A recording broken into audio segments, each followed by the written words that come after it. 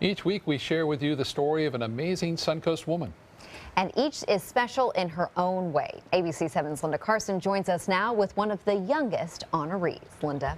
Well, usually it's older people who become our role models, but today we feature a young teen who has become an inspiration to those around her. Ever since she faced a close call with death, this young girl has thrown herself into helping others.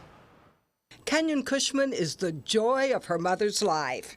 She was my fourth pregnancy and the only one that worked, so she was already a miracle to me. Kenyon was a curious, happy child. Mother and daughter did everything together, but when Kenyon was 11, a routine exam rocked their world. My doctor heard kind of a little heart murmur, and she said it's probably nothing, but it's good to check it out. So we drove to St. Pete at the All Children's Hospital, and I had some MRIs and stuff taken, and they found a hole in my heart.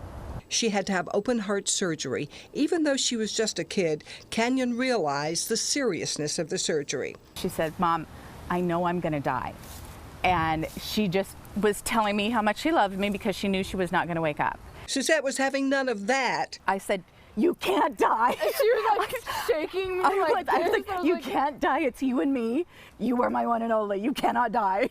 And she didn't. Kenyon came through the surgery with flying colors, was out of the hospital in 3 days, and within 3 more days was pursuing her hobby at a cosplay convention. Cosplay is like elaborate costumes for fictional characters. Kenyon loves the designing, making, and wearing of these costumes and creating fictional scenes with other cosplayers. And she plans to make a career in this field someday. She says since the surgery, she doesn't sweat the little things.